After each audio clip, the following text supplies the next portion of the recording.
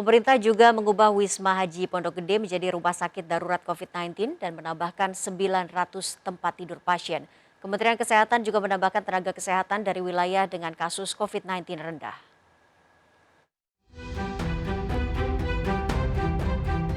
Kasus COVID-19 yang semakin tidak terkendali membuat banyak rumah sakit, khususnya di zona merah, diambang kolaps. Selain itu, semakin banyaknya pasien COVID-19 yang datang ke rumah sakit turut memberikan tekanan pada tenaga kesehatan. Pemerintah terus melakukan berbagai upaya untuk mencukupi kebutuhan ruang perawatan bagi pasien COVID-19.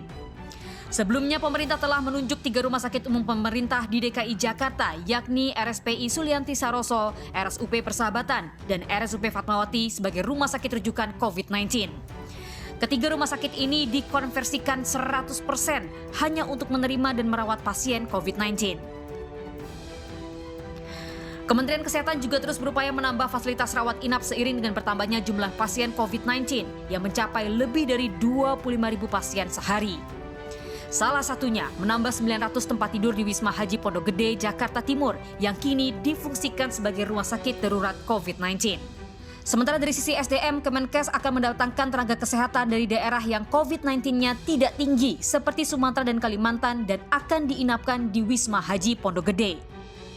Dalam proses untuk menambah sekitar 900 bed di Wisma Haji di Pondok Gede, ya, kita sudah mendatangkan para tenaga kesehatan dari daerah-daerah yang COVID-nya tidak terlalu tinggi, seperti beberapa daerah di Sumatera dan Kalimantan. Nanti semua perawat dan dokter ini akan kita inapkan di satu gedung di Wisma Haji juga. Menteri Koordinator Bidang Kemaritiman dan Investasi Luhut Binsar Panjaitan meminta pasokan oksigen industri seluruhnya dikonversikan untuk kebutuhan medis. Ketersediaan oksigen menjadi salah satu yang harus segera ditangani. Terlebih, data dari Kementerian Perindustrian dan Kemenkes menunjukkan terjadi kenaikan permintaan oksigen 5 kali lipat di tengah gelombang kedua pandemi. Oksigen pun sebenarnya ini karena peningkatan sampai 3-4 kali mungkin jumlah yang dibutuhkan, jadi sempat distribusinya itu agak tersendat. Memang ada sedikit kekurangan, tapi sekarang dengan pengaturan dari 5 produser oksigen, yang kita minta 100% sekarang didedikasikan kepada masalah kesehatan.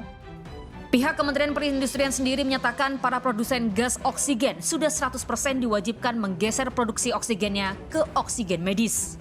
Dari kewajiban ini didapat 1.700 ton oksigen per hari secara nasional, dan dari jumlah 1.700 ton oksigen tersebut 1.400 ton oksigen diantaranya digunakan untuk rumah sakit Pulau Jawa.